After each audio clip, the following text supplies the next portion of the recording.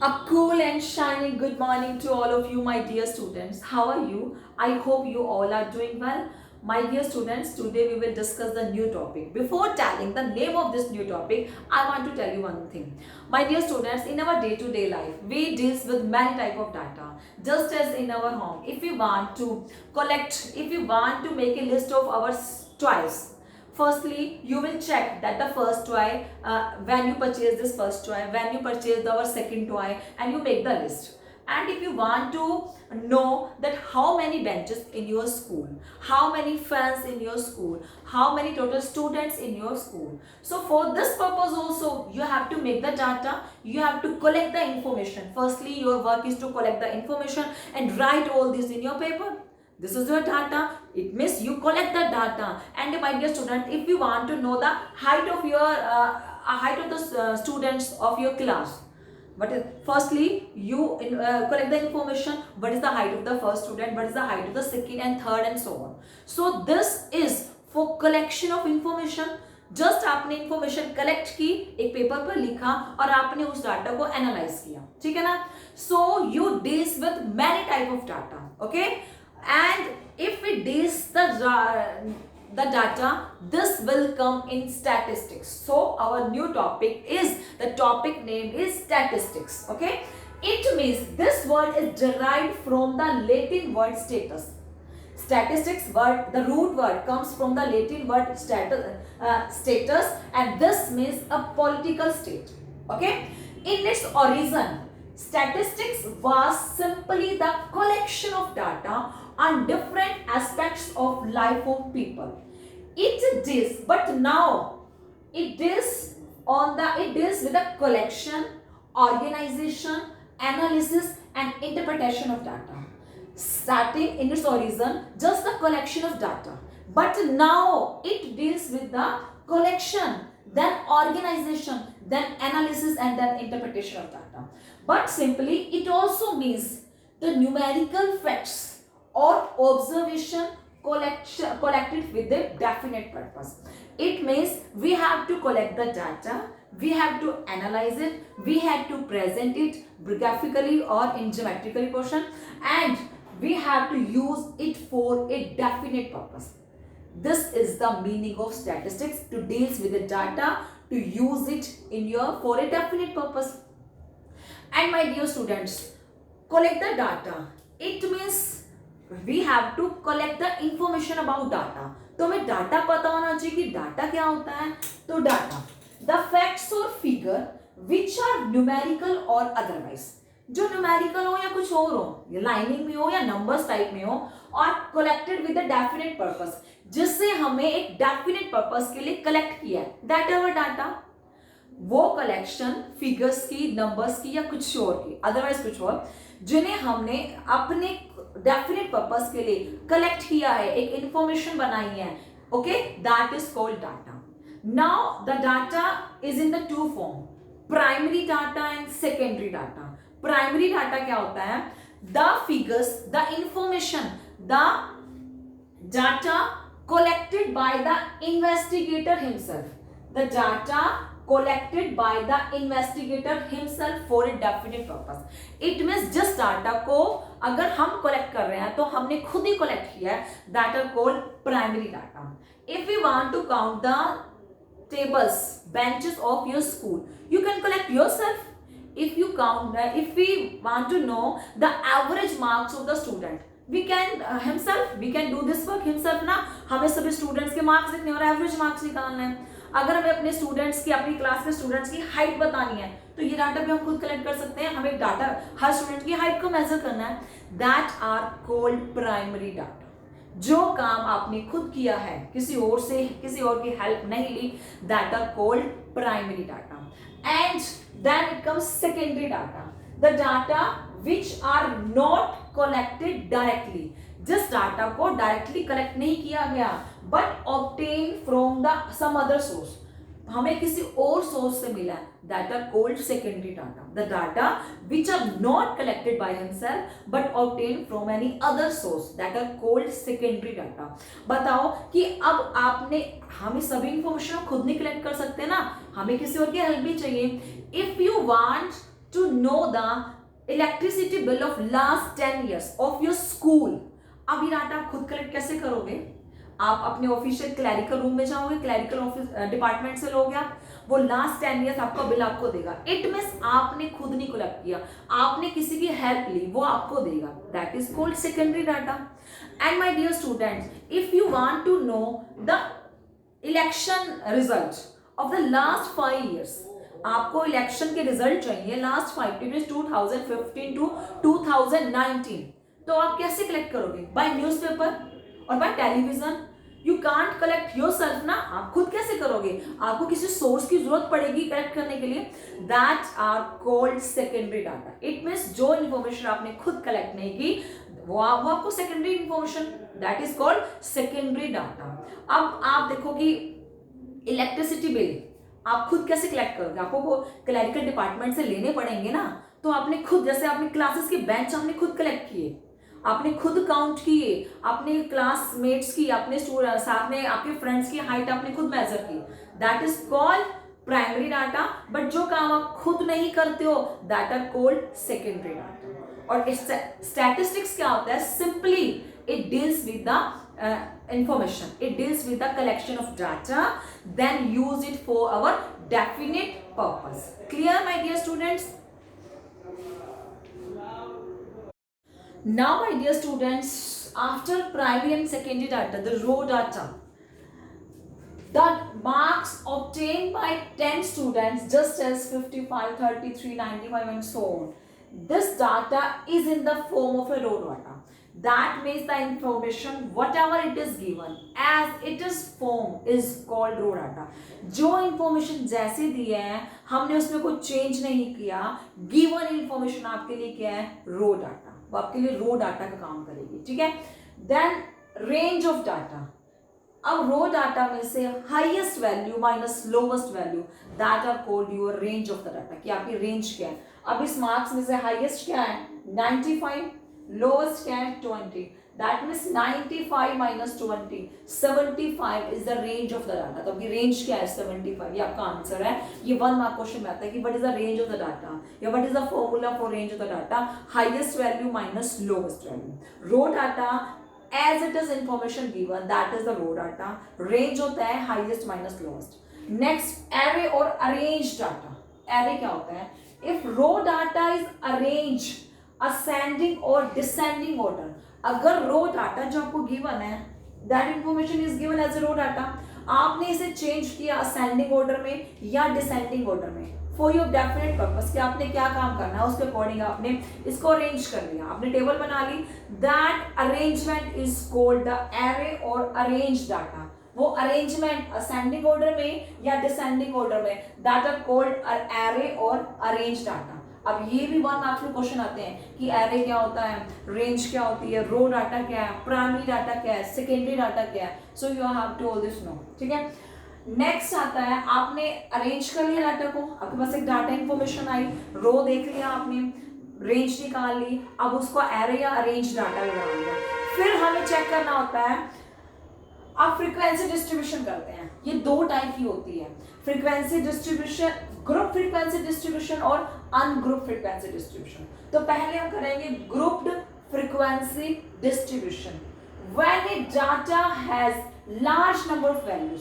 अब एक डाटा की बहुत सारी वैल्यूज हैं, x1 x2. x1 x2 क्या है? आपके लिए x1 है, x2 x3 x4 x5 and up to xn. And बहुत लार्ज, आपके पास 100 वैल्यूज गिवन है, 75 वैल्यूज गिवन है, 150 या 200, बहुत सारी वैल्यूज गिवन है आपके पास. ठीक है?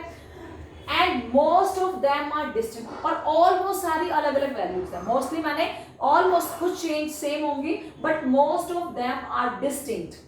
It become inconvenient to present the data. अब 100 इंफॉर्मेशन को, 100 डाटा को अलग अलग या 200 को, और सभी वैल्यूज अलग अलग हो, कैसे प्रेजेंट करोगे? It is inconvenient to present the data.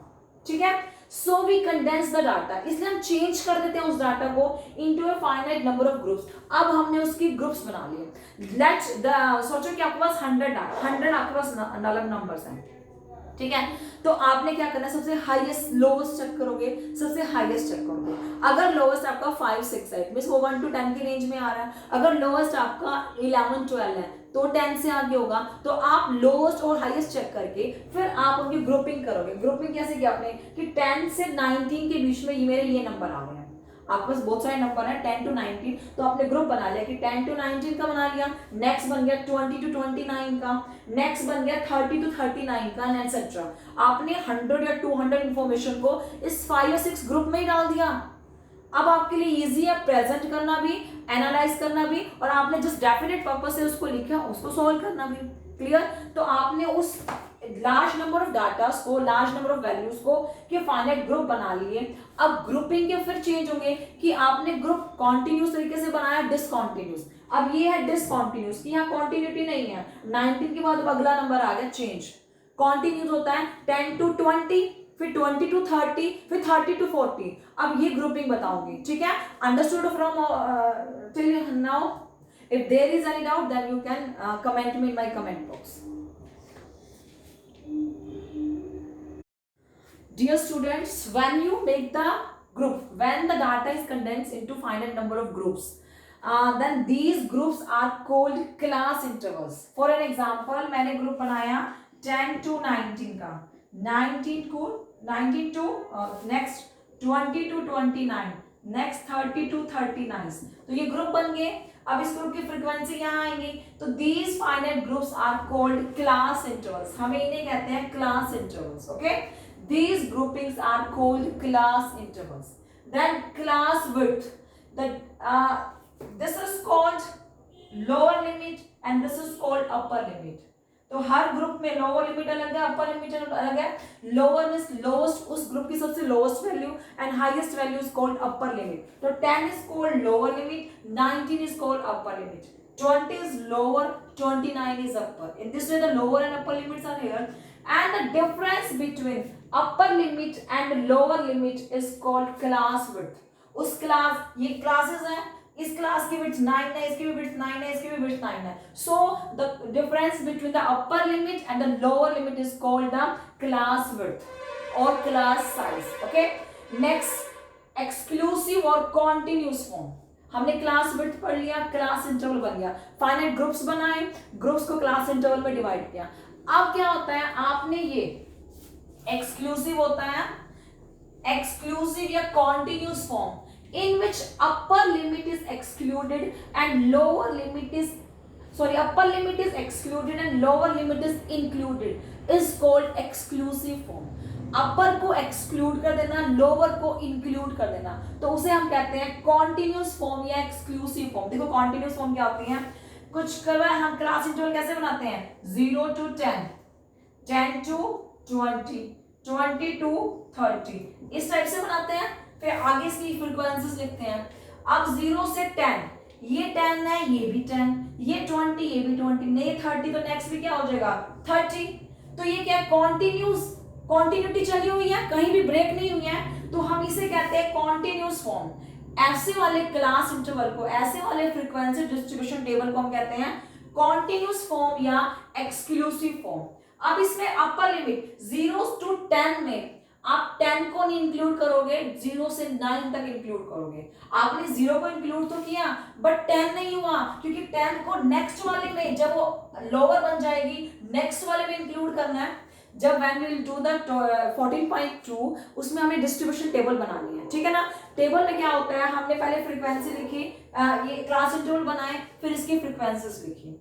अब देखो 0 to 10, आपके पास बहुत सारे नंबर है, 0 है, 1 1 है, 2 2 2 4 4 4 5 और 10 भी है। आप उसमें जब काउंट करोगे कि 0 से 10 में कितने नंबर स्टूडेंट्स आ रहे हैं, उनकी फ्रीक्वेंसीज को काउंट करोगे, नंबर ऑफ स्टूडेंट्स को काउंट करोगे, तो उसमें आप 10 वाला मत लेना। 0 कॉन्टिन्यूज में आपने 0 से 9 तक के सभी नंबर्स ऐड करना है। 10 को क्या करना, 10 to 20 वाले में इसको ऐड करना है, ठीक है ना। अब 10 to 20 में 10 ऐड हो गया, इसमें 90 तक ऐड करना है, 20 वाला ऐड नहीं होगा। 20 वाला ऐड कहाँ होगा, नेक्स्ट वाले डिस्ट्रीब्यूशन में। In this way when lower limit is added included but upper limit is excluded, exclude कर दिया ना उसको। अब ये जो लोअर बन गई यहाँ के ऊपर, इसको इंक्लूड कर लिया, इसको एक्सक्लूड कर दिया, तो ऐसे इंक्लूड करते हैं एक्सक्लूसिव या कॉन्टिन्यूस फॉर्म। 0 से 10, 10 से 20, 20 से 30, जिसमें सिर्फ हमने 0 to 9 लेना है, इसमें 10 to 19 लेना है, इसमें 29 to 20 to 29 तक की हमने ऐड करने हैं, ठीक है, जो भी इनके फ्रीक्वेंसीज हैं। अब नेक्स्ट होता है इंक्लूसिव या डिसकंटिन्यूअस फॉर्म। क्या होता है इसमें? इंक्लूसिव या डिसकंटिन्यूअस फॉर्म। इस इंक्लूसिव या डिसकंटिन्यूअस फॉर्म में अपर भी और लोअर भी दोनों लिमिट्स को ऐड करते हैं, in which upper limit as well as lower limit is included is called inclusive form. जहां अपर भी और लोअर दोनों को ऐड हो। कैसे आप लोगे? आपने लिया 1 to 9 या आपने 0 to 9 लिया, ठीक है ना। नेक्स्ट लिया आपने 10 to 19, फिर लिया आपने 20 to 29। अब देखो अपर भी लोअर भी 0, अब ये 9 और 10 अलग अलग है, 19 और 20 अलग अलग है, कहीं कॉन्टिन्यूटी नहीं है, इट मींस डिसकंटिन्यूअस बन गया, ब्रेक हो गया, यहाँ पे टूट गया। अब जब ब्रेक हो जाए तो 0 से 9 सभी नंबर्स को आप फर्स्ट वाले में ऐड करोगे, फर्स्ट क्लास इंटरवल में। अब 10 to 19 सारे कहाँ होंगे? सेकंड क्लास इंटरवल में ऐड होंगे। तो कोई भी नहीं छूटा ना, दोनों ले लिया ना, 0 भी ले लिया, अपर भी ले लिया और लोअर भी ले लिया। In which upper limit as well as a lower limit is included is called inclusive form या डिसकंटिन्यूअस फॉर्म। इसका एग्जांपल क्या है? For an example 0 to 9, 10 to 19 and so on etcetera, ठीक है ना। This is discontinuous form. जब हम सम करेंगे तो आपको अच्छी तरह समझ आएगा, बट इस तरीके से होता है। नेक्स्ट है अनग्रुप फ्रीक्वेंसी डिस्ट्रीब्यूशन। अब ग्रुप फ्रीक्वेंसी डिस्ट्रीब्यूशन में मैंने क्या किया? ग्रुपिंग बना दी, फाइनाइट ग्रुप बना दिए। अब वो ग्रुप कॉन्टिन्यूस का बन गया या डिसकंटिन्यूस का बन गया, whatever it is as we will make this group. एक होता है ungroup frequency distribution. In this we use frequency. अब इसमें कुछ ग्रुप तो बनाना नहीं है, क्योंकि अनग्रुप है, हमें वो अनग्रुप को ही यूज करना है। तो हम इसके लिए फ्रीक्वेंसी डिस्ट्रीब्यूशन मेथड या फ्रीक्वेंसी डिस्ट्रीब्यूशन टेबल यूज करेंगे। वी राइट ऑब्जर्वेशन, हम ऑब्जर्वेशन को लिखते हैं एक कॉलम में और कॉरेस्पॉन्डिंग फ्रीक्वेंसी को लिखेंगे सेकंड कॉलम में। इसके लिए हमें कुछ भी ग्रुप वगैरह नहीं बनाना कि हमने 0 से 1 का या कॉन्टिन्यूस या डिसकॉन्टिन्यूस ग्रुप को ही नहीं बनाना, क्योंकि नाम ही है कि डिसकॉन्टिन्यूस, तो जैसे हमने ऐसे लिखना है। जैसे कि हमारे पास फ्रीक्वेंसी गिवन है 10, 20, 20, 21, 36 and 10 again and 30 and 40। इस वजह से हमें दिया हुआ है। अब ये अनग्रुपिंग है, हमें नहीं पता, तो हम क्या करेंगे? फर्स्ट ये मार्क्स है किसी स्टूडेंट के, आपके पास बहुत सारे स्टूडेंट्स उनके नाम मार्क्स ऐसे गिवन है, तो फर्स्ट कॉलम में लिखोगे आप मार्क्स। आपने यहाँ मार्क्स लिखे, ठीक है ना। अब आप लिखोगे 10 मार्क्स। 10 मार्क्स कितने बच्चों के हैं? 10 1 है, 10 2, तो 2 स्टूडेंट्स। यहाँ लिखोगे number of students, number of students, या आप लिखोगे फ्रीक्वेंसी, नंबर ऑफ स्टूडेंट्स या फ्रीक्वेंसी, ठीक है ना। तो 10 मार्क्स है 2 स्टूडेंट, एक ये रहा एक ये रहा, ठीक है ना। फिर आप लिखोगे 21 मार्क्स। 21 मार्क्स कितने स्टूडेंट का है? एक ही स्टूडेंट का है, तो आपने एक लिखा। फिर आपने लिखा कि सॉरी 21 से पहले क्या होगा? 20, आपने लिखना फिर 20 मार्क्स। कितने स्टूडेंट्स के 20 मार्क्स हैं? 1 2 स्टूडेंट के, तो आपने 2 लिखा। तो इस तरह से आपने नंबर ऑफ स्टूडेंट्स बनाए, फ्रीक्वेंसी बनाई, कोई ग्रुपिंग नहीं की। That is called ungroup frequency distribution. ये हमारा होता है अनग्रुप फ्रीक्वेंसी डिस्ट्रीब्यूशन, ठीक है ना। In this way we make the table of ungrouping. एक लाइन में आपने लिखा कि स्टूडेंट्स के मार्क्स कितने हैं, सेकंड में वो मार्क्स कितने बच्चों में रिपीट है, नंबर ऑफ स्टूडेंट्स या फ्रीक्वेंसी लिखी। In this way we make the table. These are the basic terms and definitions of this chapter statistics. So understand it very clearly, so we will use all this in our exercise. Thank you my dear students.